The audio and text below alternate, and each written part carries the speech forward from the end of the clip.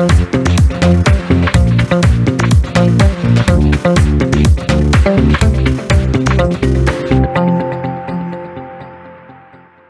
to JTV, the Global Jewish Channel. Well, tonight, it's our very first JTV live event. We're going to have a packed audience coming to this room here tonight, and we're going to be tackling one of the greatest questions a person can ask. Is there a God? We've got two people who have very, very different points of view. Professor A.C. Grayling, known as the fifth horseman of new atheism, and brave enough to tackle him, we've got Rabbi Daniel Rowe. The two are going to lock horns tonight.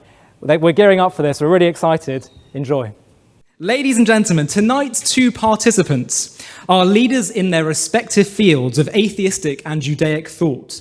Professor Anthony Grayling is the master of the New College of Humanities and a fellow of St. Anne's College, Oxford. He is known as the fifth horseman of new atheism, up there with figures such as Richard Dawkins and the late Christopher Hitchens in challenging religious belief. In particular, Grayling's book, The God Argument, challenges arguments made for the existence of God and argues that humanism can and should replace religion as humanity's moral compass. Brave enough to take on one of the great beasts of the cause of atheism is Rabbi Daniel Rowe. Rabbi Rowe is a philosophy graduate of University College London and completed a postgraduate degree in the philosophy of mathematics. Rabbi Rowe also devoted several years of study in a Jerusalem Talmudic college, also known as a yeshiva. Though I suppose Talmudic College does sound fancier, especially on the CV. Known as one of the most dynamic Jewish speakers in the UK, Rabbi Rowe is passionate about sharing his Jewish belief, forefronting both the Jewish outreach organisation HUK and the Shabbat Project. And this debate tonight is all the more important because, of course, a recent poll that was just released recently found that 48% of Britons no longer subscribe to a religion. And that makes this evening all the more relevant, the question of whether there is substantial, convincing evidence for the existence of God.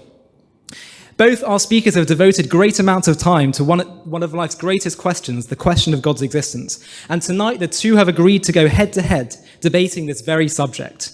So without further ado, ladies and gentlemen, can you please give a very warm welcome to tonight's guests, Professor A.C. Grayling and Rabbi Daniel Rowe.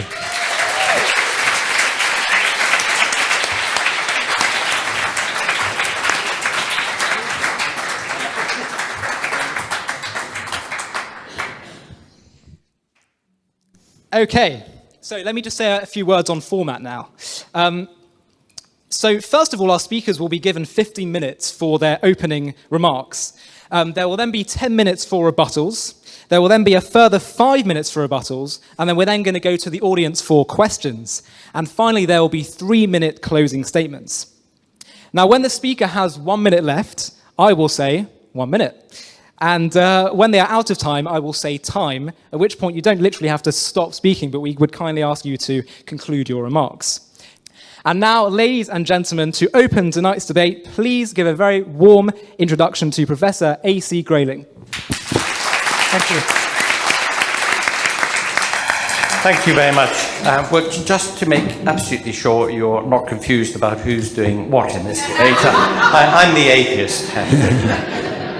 The trouble with that word, atheist, is that, of course, it's a theist's word. It's a bit like somebody who plays chess, finding a word for people who don't play chess. And that exactly characterizes the relationship between people who have some kind of religious belief or commitment and those who don't.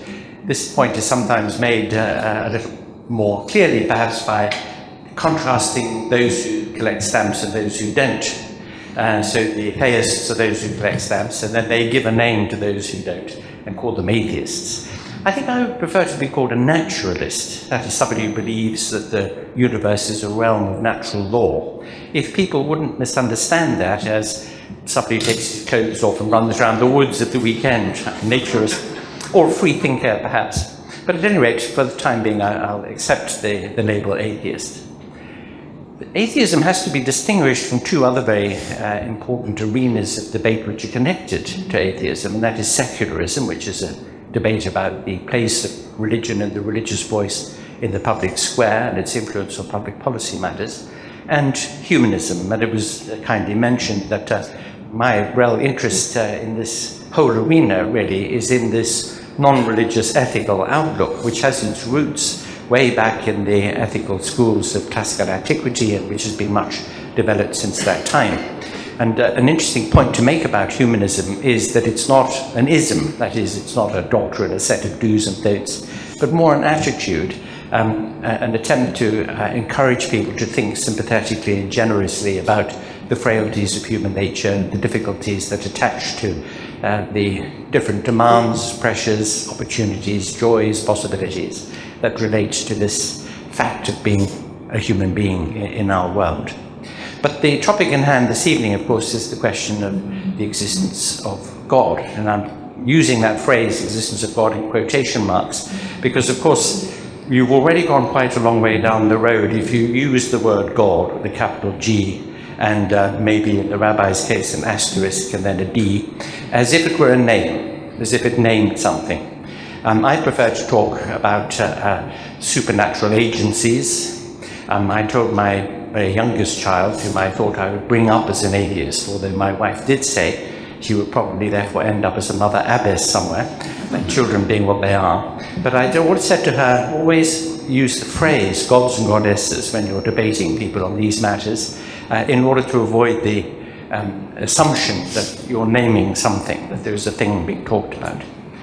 Or I said, ask your interlocutor not to use the word God, but to use the name Fred, if a name is going to be at issue. So who created the world? Fred.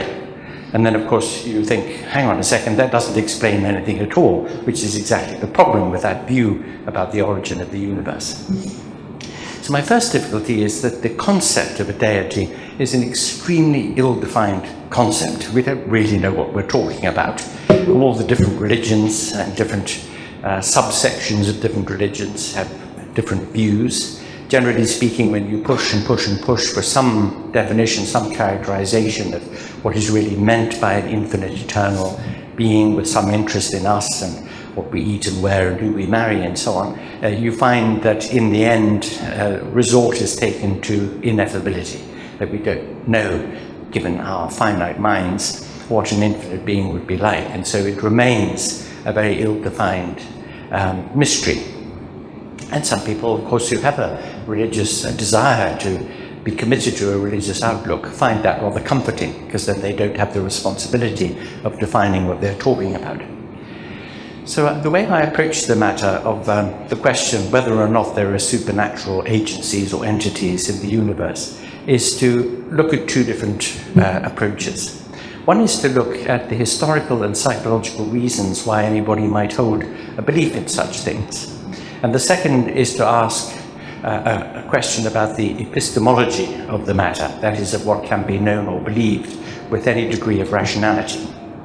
So on the first matter, on the historical and psychological aspects, it's very easy to understand that our forebears in the human story might have come to the idea of agencies in the universe capable of causing storms and the thunder or the growth of plants or the movement of the sea, because that was what they were able to do by way of explanation of these phenomena. The one thing that our remote ancestors would have had is a sense of their own agency. You can pick up a stone and throw it into a pond and make a splash. Well, you caused that to happen. So when the thunder sounds, or the lightning strikes, or the sea moves, you think there must be an agency behind it that makes it happen. And indeed, we can excavate from the mythologies of the world and from some recent and contemporary Stone Age societies that this idea of agency is indeed precisely what characterizes the roots of belief in such agencies.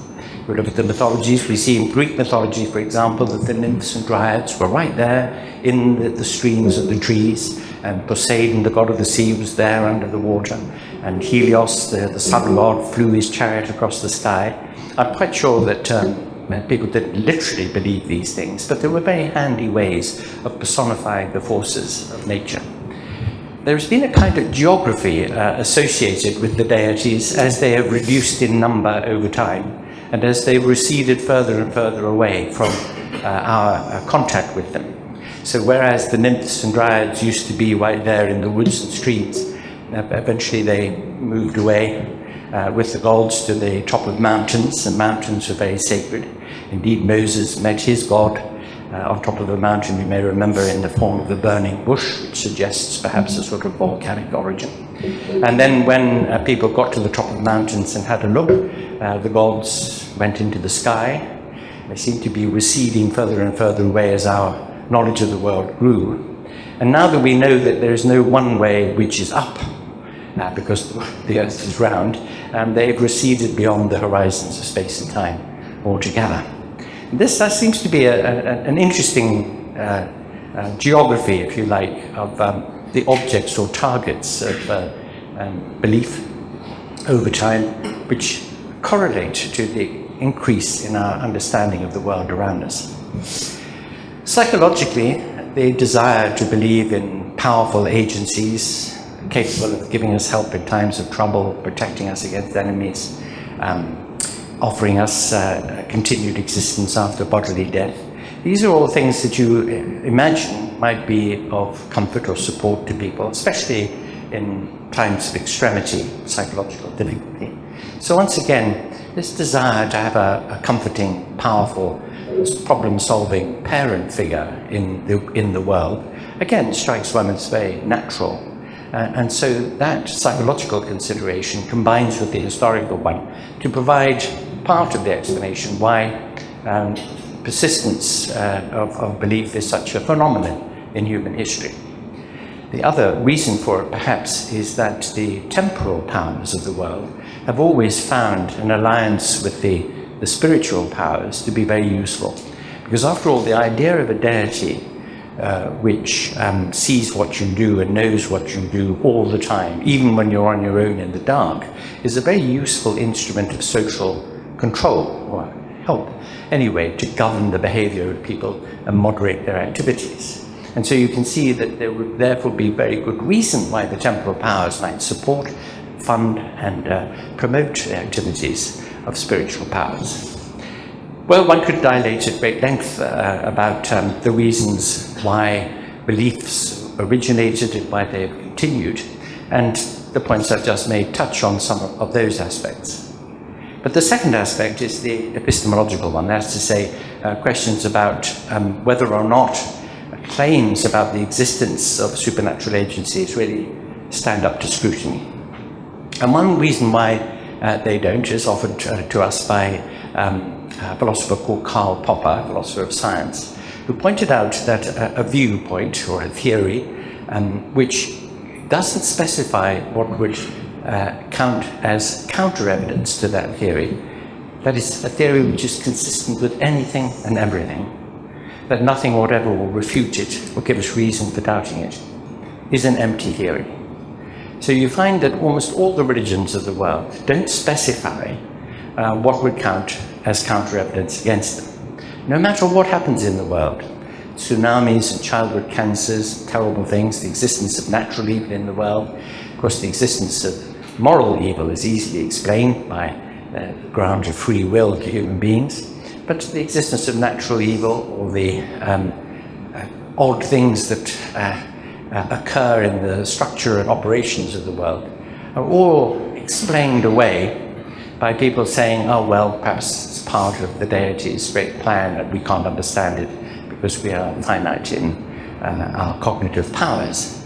So on that claim, the idea that if something is consistent with everything, it doesn't explain anything at all, we have some reasons for thinking that there is any coherence in the idea of supernatural agencies. But the main point, I suppose, you could urge is this. Sometimes people say, you can't prove that there isn't a collection of supernatural agencies, or at least one such in the world. And the answer to that is, indeed you can. And here I'm just about to do it.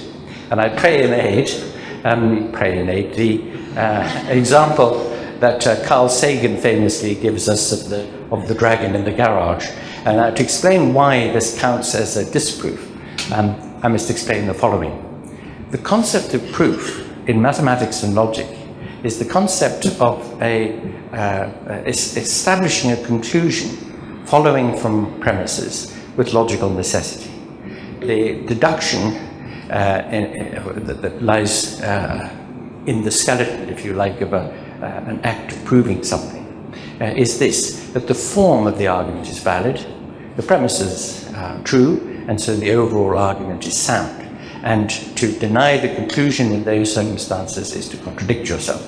So proof is what happens when you go through a deductive procedure and the conclusion drops out at the other end with necessity. But proof in the empirical or contingent realm is not at all like that. In fact, the word proof in the empirical sense means test. Think of the saying, the proof of the pudding is in the eating. It means the test of the pudding. Or think about what happens in a steel foundry when steel rods are proved after being founded. That is, they are cooled down and then they are loaded with weight to see how much they can bear before they fracture. This is called proving the steel. We sometimes also say the exception that proves the rule. And then we rather hopefully think that that means that if there's an exception to the rule, then the rule's okay, but that's not at all what it means. It means the exception that tests the rule, that shows where the limits of the rule's application lie. And so in that sense of proof, as test, we can test the claim that there is a deity or that there are deities, using Carl Sagan's example. Now you'll remember that example because you were all reading Carl Sagan in the bath last night, so you'll remember this. It goes as follows. Somebody says to you, I've got a dragon in my garage. And you say, oh, that's wonderful, I'd love to see it. And he says, oh, well, I'm afraid this is an invisible dragon. So you say, oh, well, can we hear it flapping its wings? And he says, no, this dragon is silent. So you say, can we feel its hot breath? No, this dragon has cool breath. Okay, well, let's put talcum powder on the floor of the garage and see its footprints. No, this dragon never lands on the floor. And so on and so on. So everything that you offer by way of test of the claim, every effort to prove the claim that there is a dragon in the garage meets some evasion. Now, what this suggests to us is this. In the empirical or contingent case, there is very, very little that we know. The concept of knowledge is a very exigent concept. If you know something, if it's true of you that you know something, then what it is you know is true. The justification you have for 1 minute is watertight. So nothing, very little, counts as knowledge in our ordinary understanding of the world, and indeed no natural scientist would ever claim to know anything, but would only claim to have very well justified commitments to theories which have undergone rigorous tests. So it's not a question of knowledge, it's a question of rational belief. So think of the concept of rationality. First part of that word is the word ratio, which means proportion.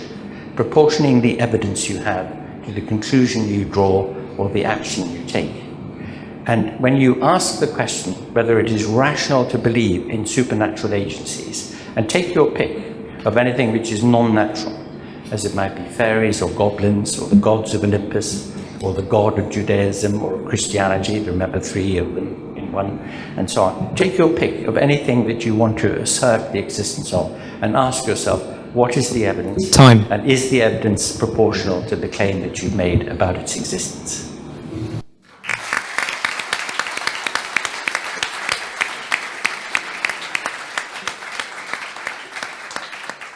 Okay, Professor Grayling, thank you so much for your opening statements. And now, ladies and gentlemen, please can we give a round of applause to Rabbi Daniel Rowe for his opening statements.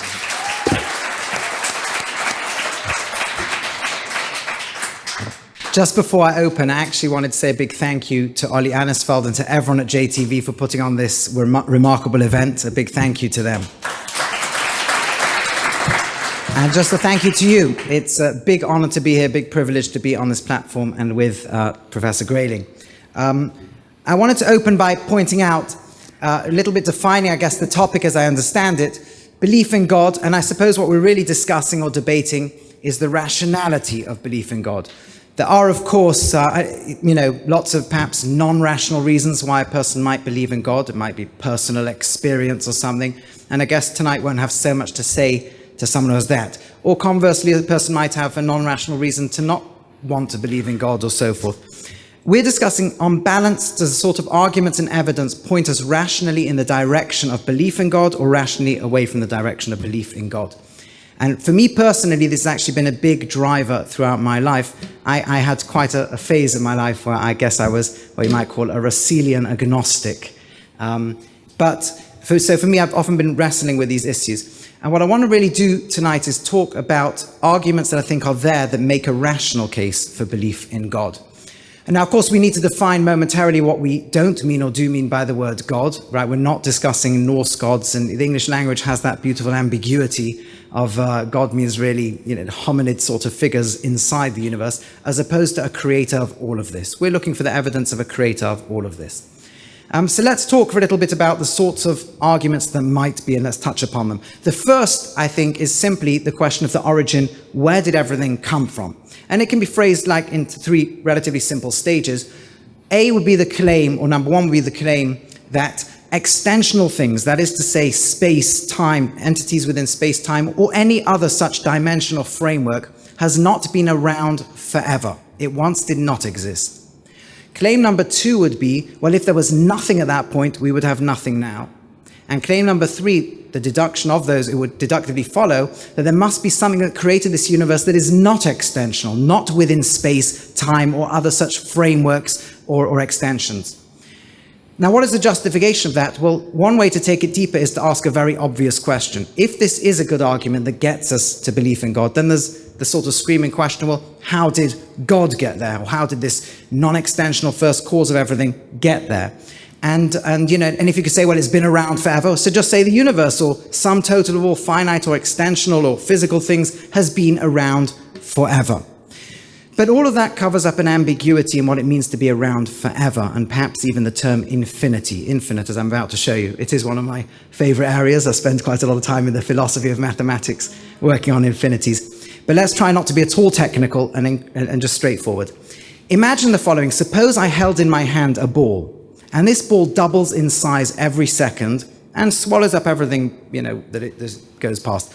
And so within a matter of, relatively short period of time, it's actually not that short, but I haven't done the calculation, it would have swallowed up the entire universe. Now let's say it reaches the limits of space, and it can just keep creating more space and expanding into it. And we ask ourselves the following question: is this ball infinitely big? And suddenly we realize, well, there's two different ways to answer this question. On the one hand, we might want to say, yes, it is. Why? Because no matter how big it is, it will keep getting bigger. In other words, it has no finite size to this ball. It's a bit like the algorithm that generates numbers. You can keep adding, and without end. And that's what Aristotle called a potential infinite, or what more contemporary philosophers might call an indefinite extension. It can keep getting bigger and bigger. But if we take infinite literally, not with limits, without boundaries or edges, we'll see upon very little reflection that this ball will always be finite. In fact, when it's been around for 1 million seconds and it's enormously larger than it is now, it is no closer to shedding its boundaries and limits than it was when it started. It's as finite as it was when it began. In fact, a little bit of reflection is sufficient to demonstrate that bigness has nothing to do with infinity. This thing will be all possible sizes and never be remotely like anything without boundaries or limits. All sizes are finite. And that is true of all extensional structures and the fundamental essence of extension itself. It doesn't matter if you could take something and, so to speak, move it across time, the same would happen. It could occupy all times and it would always be finite. Extension simply cannot cross over from finiteness into non-bounded infinity. And that reflection was something that the ancients long ago, think about the first monotheists who came up with the idea of God outside the universe, that created the universe. In their world, everything was explained by positing polytheistic, superhumans. They could psychologically have achieved comfort with superhumans. They would have all sorts of historical reasons to believe superhumans. They would have guessed that things that make clouds are similar to themselves. What made anybody think all of that's not true and there's a non-extensional first cause of everything? It was actually reflection upon principles like this. Now, the ancients did not know a lot of science, but they did realize relatively quickly that all of extensionality follows the basic structure of arithmetic. that you could test whether 2 entities plus 2 entities equals 4 entities, but you could never empirically test whether 96,000 entities times 96,000 entities equals whatever that equals. And you simply couldn't do it. It would have been quite a practical problem amongst anything else. And larger numbers you for sure couldn't ever empirically test. Mathematics can't be empirically falsified. But nevertheless, what the ancients figured out is that everything within all of extension obeys the structure. It instantiates the structure of arithmetic, and you cannot get to the end of arithmetic. You cannot actually be in a state of being infinitely big. Now, those with a little technical background will know that mathematicians do talk, since the days of Georg Cantor, about the transfinite and about things being, so to speak, at the end of infinity and all that. But all they're really doing then, for those of you bothered by that question, is they're simply stipulating. No mathematician ever showed any way to get to the end of arithmetic. It's actually impossible. What you do is you say, let's suppose you were, put down a marker, call it a number, and simply start again. But you cannot get to the end of extensionality. This ball could not become infinitely big. Space cannot cross over into infinity, and nor can time. And the ancients were able to make a remarkable prediction, the ancient monotheists. Here it goes. Humanity had a beginning. Now, you and I, that's obvious. We have the geological and paleontological record. We can see where it began, but back then they didn't. Yet they knew from the structure of finiteness and infinity that humanity had a beginning. Planet Earth had a beginning. The solar system, anything object you could see out there had a beginning. Any of these finite gods you might posit had a beginning.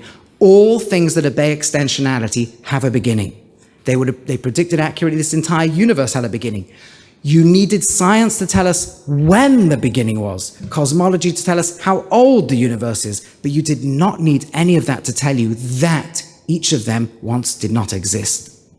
And so maybe now we might speculate as to what might exist before the Big Bang, if anything at all. Might there be multiverses or other universes or who knows what? But what we have by the basic principle, the same principle, which is as sound today as it was then, is that all of those things once did not exist. Extensionality is not infinitely old, and we are in a universe or multiverse or whatever that is finite in duration and once was not there. Well then, how did it get here? Obviously not by anything extensional. We're talking before there was anything extensional. So what could it be? Nothing? Well, from nothing, nothing comes. Now, I will point out that that very intuitive statement has been challenged. There is a famous physicist, Lawrence Krauss, is an atheist, who makes the claim that actually we could get something from nothing, and he bases it upon what's really an analogy, if you like, although he thinks it's literally. In quantum physics, you can have quantum fluctuations where things collapse into different states, sometimes producing many particles or sometimes none. And he wants to say, isn't that nothing really? And I guess from there, of course, it could reconfigure and you could have energy, and from there you could get all sorts of wonderful things, even a Big Bang. And he wanted to claim, therefore, you could get something from nothing. Now, that's an interesting definition of nothing, but of course it's nothing to do with what we're discussing tonight. We're talking about what happened when there was no extension at all, when there were no quantum fluctuations, when there's no space, no time, or no extensional framework whatsoever, no potentiality, no sufficient conditions. There isn't even sort of a framework that could allow things to fluctuate and change within.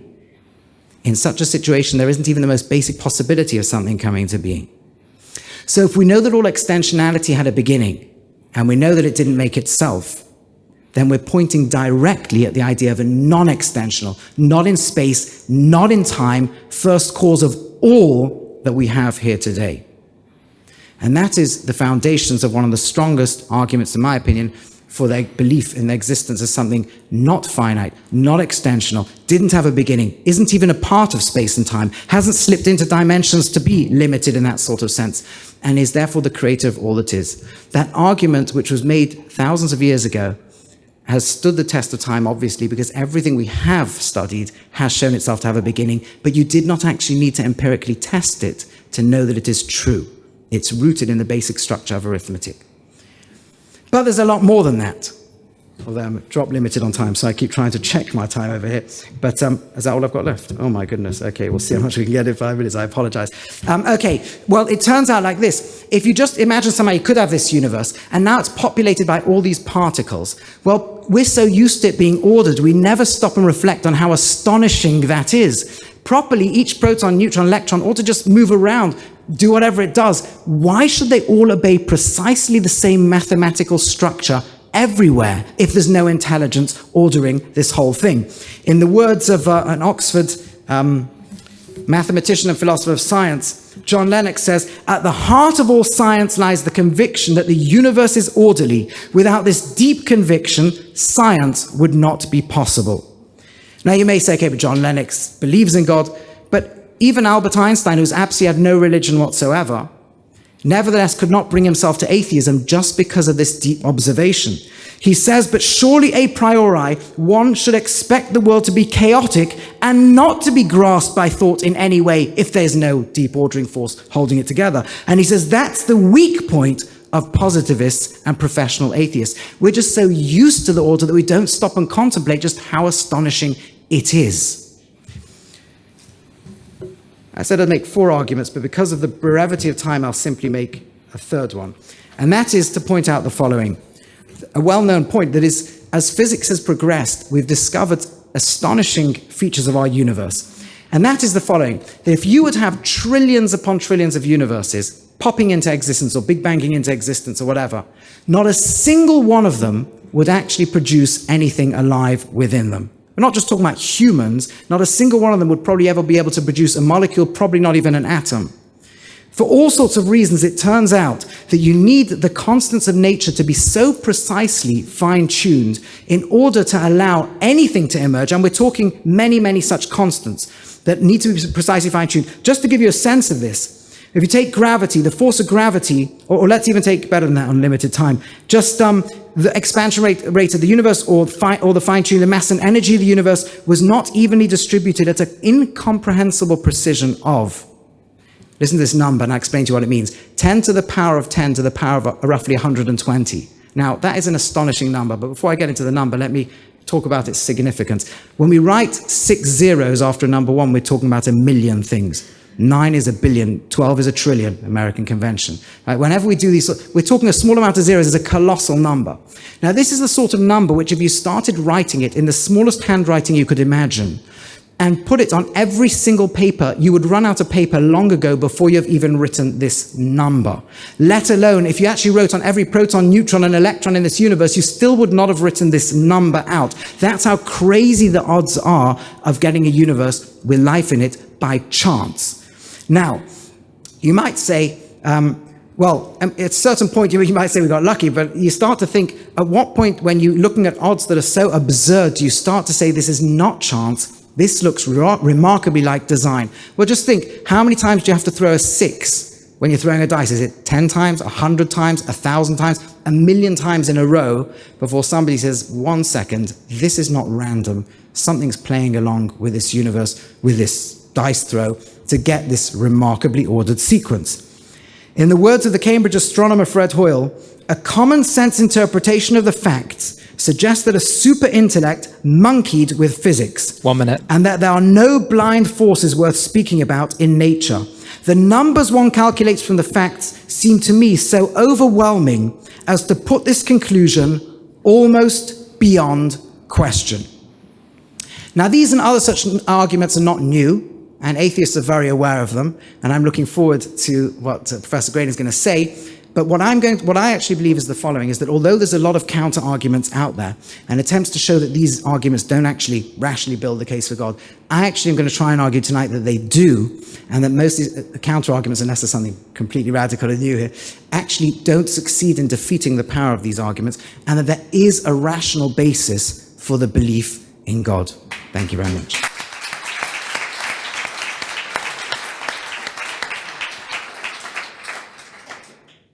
Thank you very much, Rabbi Rowe, for your opening remarks. And now back to you, Professor Grayling, for your rebuttal. You have 10 minutes. Thank you very much indeed.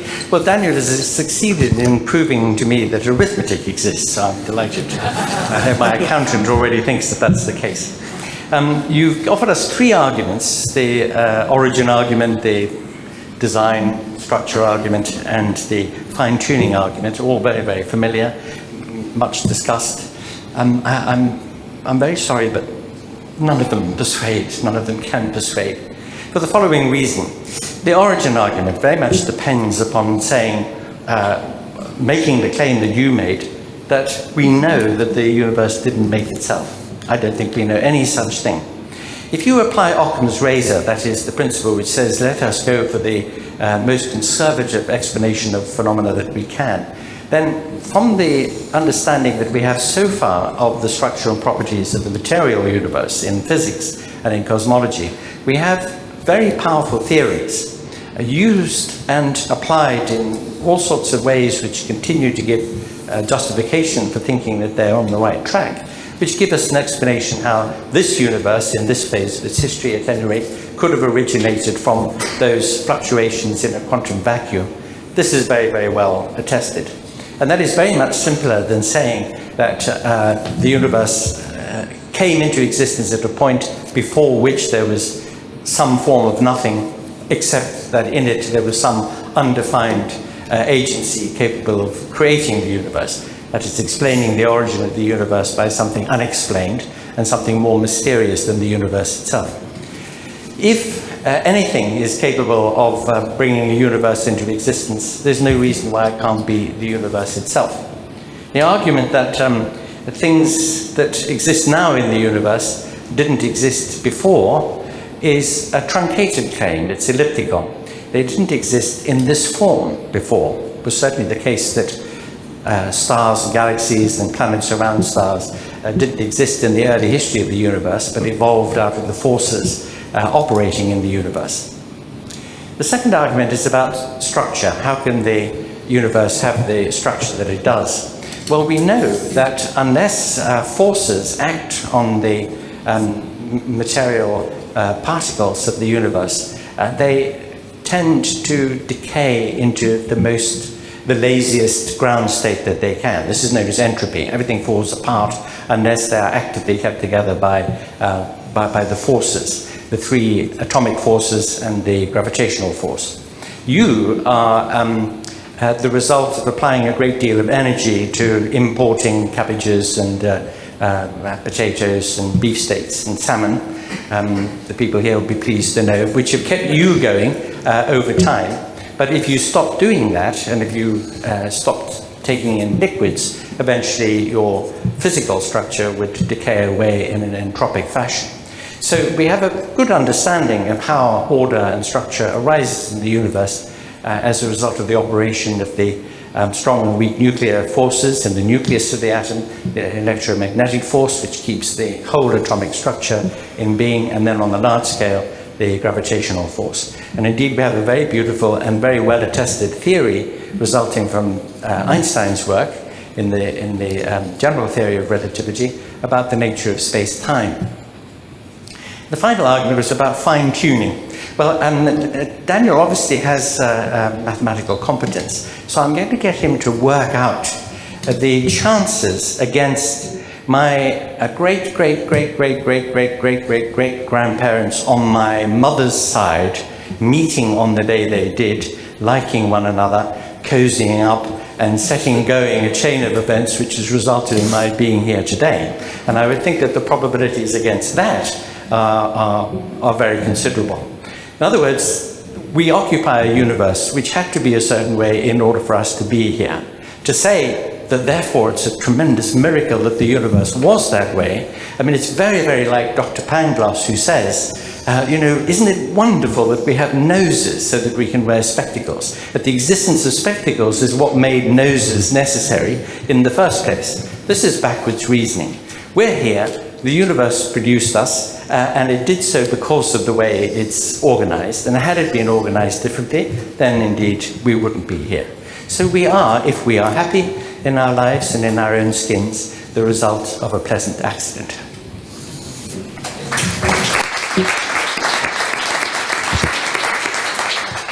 Okay, Professor Grayling, thank you very much for your first rebuttal. And now to Rabbi Daniel Rowe for your first rebuttal. You have 10 minutes. Thank you. Don't take off my time. Okay, so I outlined three arguments. I'd hope to go through four, but three. Just to rehash, the first one was the origin, and what I spoke about there was the fact that extensionality would not have crossed over into infinity. As far as I know, that wasn't contested. What was debated is that why do you need, why couldn't you get something from nothing? After all, we have these wonderful laws of physics that explain how quantum fluctuation can get you something to nothing, and Occam's razor says you don't need any more. I had actually already mentioned that in my opening statement. I was aware of the argument put forward by Professor Krauss, and I explained exactly why I thought it doesn't do the job, simply because that's not nothing. That is also part of this set of extensionality that once upon a time had to not be there.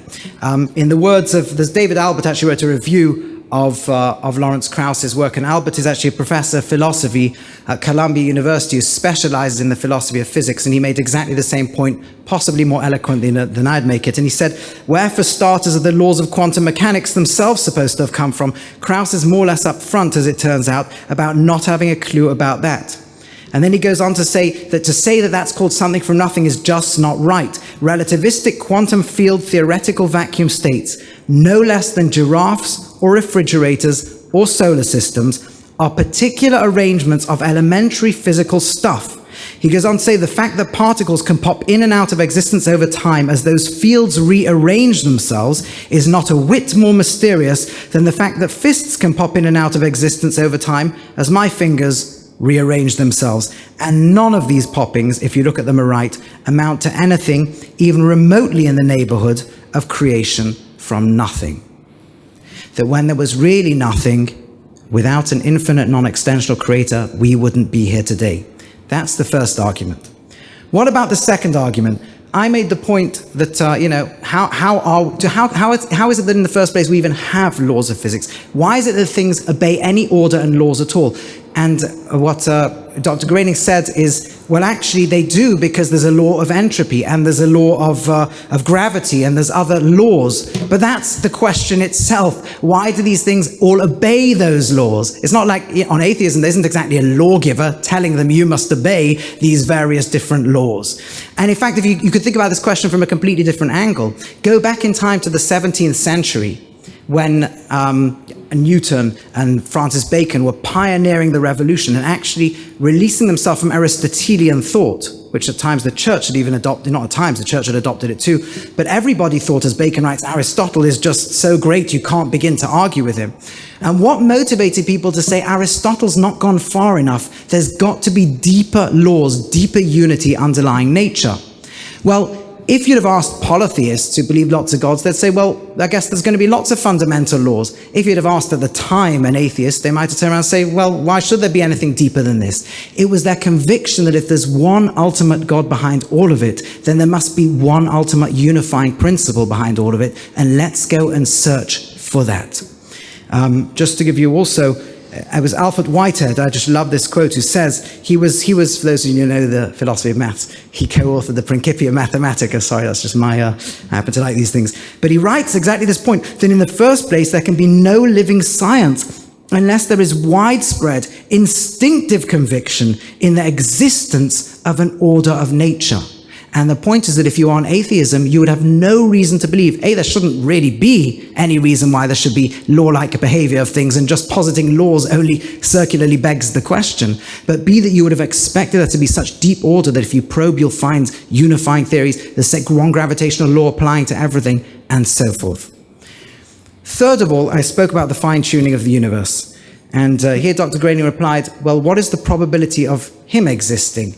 In other words, we're turning the telescope, so to speak, the wrong way round, right? It's like, and it's actually a very important piece of reasoning in a lot of probabilistic reasoning, but I don't think it applies over here, and I'll explain to you why. You see, when every outcome in advance would be no more particularly special than any other outcome, then you can use this exact sort of reasoning to say that outcomes are not surprising or miraculous. If his grandparents had not bothered meeting each other and somebody else had come into being instead, there's nothing a priori that says that's more ordered or that's less ordered, this is more subject to chance or that's less subject to chance. The analogy in dice throwing is if you throw 1,000,000 throws of a dice, you will get a strange combination of numbers. The odds of getting them in the beginning is just colossal. Or somebody wins a lottery and says, hey, what were the odds of that? It must be a miracle. Well, that's no more special than anybody else winning the lottery.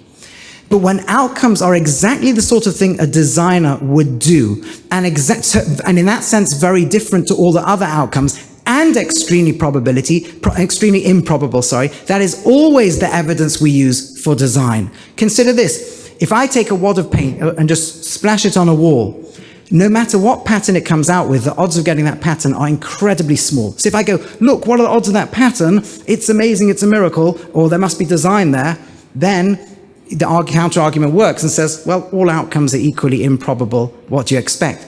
But if I throw it and it says, hello, how are you?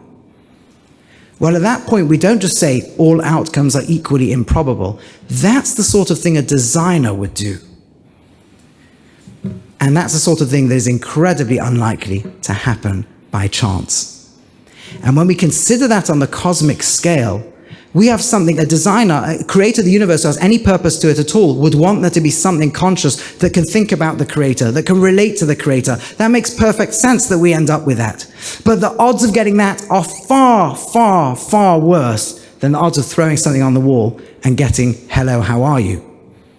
Now, some atheists try to respond and say, okay, but there's a very, very, very big universe, why would a designer design it and only make one bit of it have life? First of all, that presupposes that there's no other life anywhere else in the universe. Maybe there is. But if you just took a wad of paint and threw it on the wall and only a little bit of it said, hello, how are you? That would be pretty good evidence that you have a designer doing this. So some atheists say, and to some, you said it with a different argument, you say, well, okay, but the designer itself needs explaining. You haven't explained anything going on here at all still. But there's two questions. A, is there a designer? And then B, can you explain how the designer did it? The fact that I don't yet know how the designer got their name or got hello, how are you on there is utterly irrelevant. What I do know is this was designed. And so you can call it God, you can call it Fred, which might stand for a first reason for everything deity, or call it whatever you want. But I submit there is very strong rational evidence to believe in it.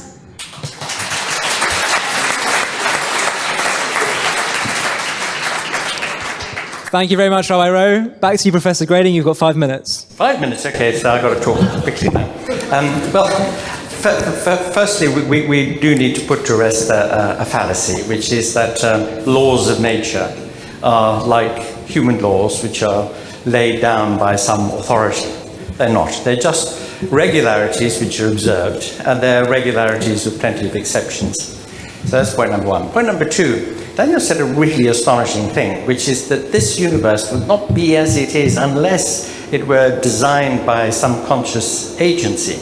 I think that if there were some infinitely powerful, non-extensional agency capable of producing a universe, it would probably be able to produce a lot better universe than this one. I mean, you only have to think about the appendix and tonsils and so on. There are plenty of arguments to say there are masses of imperfections in our universe, and you would have to resort to the marvelous argument of Leibniz, which says this is the best of all possible worlds.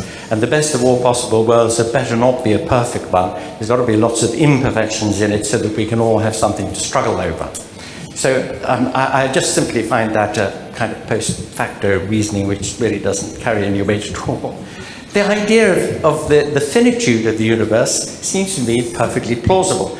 I didn't address it because it struck me as being unnecessary to defend the idea that an expanding universe, even if it's indefinitely expanding, would still be a finite universe. It seems to be perfectly reasonable, and no ground for saying that there has to be something non-extensional to cause it. Again, just an appeal to the unexplained to provide us with an explanation. This is an old form of argument, often dismissed by being referred to as the God of the gaps argument, because we don't have an explanation that satisfies all of us about how the universe, or the universe at this phase of its history, has the character it does, that we have to invoke Fred to bring it into existence.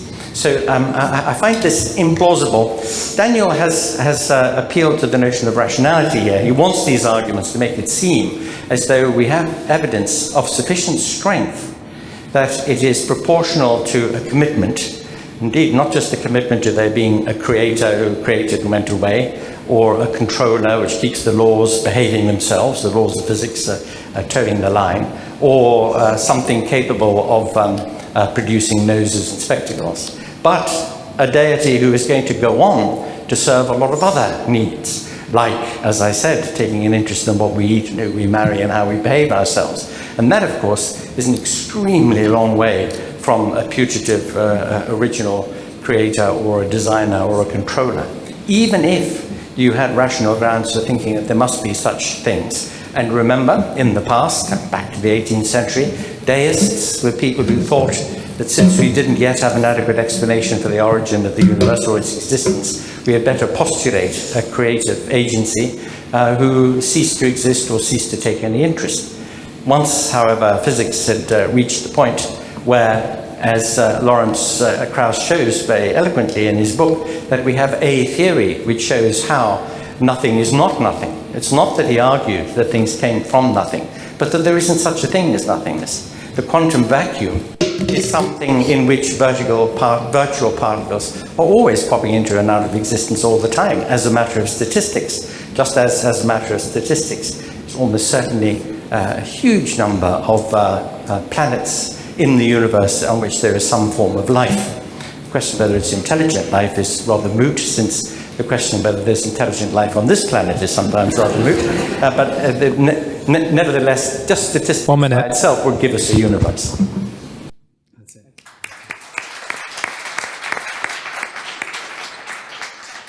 Thank you, Professor Grayling. Rabbi Rowe, you've got 5 minutes. Okay, so it strikes me as follows. I think some of the points just made now strayed beyond the topic of the question of does God exist into the question of did he write the Torah or otherwise reveal himself and get into dietary laws and so forth. I think that's not our topic tonight. We've got enough to discuss tonight, although happy to have that debate another time. But it seems to me that just to briefly recap, I think we've reached quite a strong point in most of these arguments. I noticed there wasn't even a rebuttal to the third argument there. But I think the point that we've reached is this. If we sum up the first argument, we've agreed that things had a beginning. We've agreed that Lawrence Krauss, who claims he can get something from nothing, is not really talking about nothing. I submit that my argument that all these things, all finite things, all extensional things once did not exist, includes all those quantum fluctuations and those states that produce them. And therefore, I'm talking about before there was any of that, there must have been a non-extensional first cause. And I submit that that argument stands. Dr. Grayling made the point that laws of nature are not laid down by some authority. Well, all I pointed out to you is that on atheism, we wouldn't have expected anything to have law-like behavior. So you don't need to call it law-like authority like a policeman running around chasing particles all over the place. You're simply looking at the intelligence that's driving the universe to its deep order and making everything behave in law-like ways, call them patterns or whatever you want to call them. There's this question of the fact the universe isn't absolutely perfect. We have appendices and so forth. Well, in Jewish theology, actually, is a very important reason for this. The belief that ultimately chaotic processes produce order in the end, and therefore there's always a dynamic tension between chaos and order. But I think we're touching now upon much broader theological themes. The basic point is as follows, and it's a point many atheists actually try to make in reverse. What they say is if you want to believe in extraordinary things, you'd better have extraordinary evidence. Well, it strikes me that if somebody wants to get out of any of these arguments, they need to posit some extraordinary things. One of them might be to say that this universe has somehow crossed over into infinity, something Dr. Grayling didn't say. Well, one says, well, that means once upon a time there's no extension and nothing produced it all. Not quantum fluctuation states. Before all that, nothing produced all of this. Well, that seems to be not just astounding, but it would have all sorts of nonsensical thoughts to it, like, well, there's no even arena within which change can take place. That's an astonishing claim to make. And that would need some evidence, not the fact that everything we look at seems to violate that principle. What about the fine-tuning of the universe? Well, like I say, I'm not sure if, I think the best we got is that some things, you calculate the probability in reverse and so forth. It strikes me that if a person wants to maintain atheism, they're going to have to posit all sorts of strange things. A universe that that produced itself, orders itself, and does all these kind of things are extraordinary claims being made without much evidence at all. But if you want to look for extraordinary evidence, here's what it would be. The type of evidence we use in mathematics, arithmetic. That is extraordinary evidence. You can do the most incredible sums and you have extraordinary evidence they're correct. And so if we have the arithmetic structure telling us that once all of this was not here, including the arena of quantum states, then we have extraordinary evidence for this first cause of all of it. If we have the types of probabilities we're talking about and the type of fine-tuning we're talking about, we have extraordinary evidence for the interaction of the deity with that world. And I want to just finish by quoting Francis Bacon, the father of modern science, who said a little bit of philosophy inclines a man's mind to atheism, but depth in philosophy brings a man's mind back to religion. Thank you very much.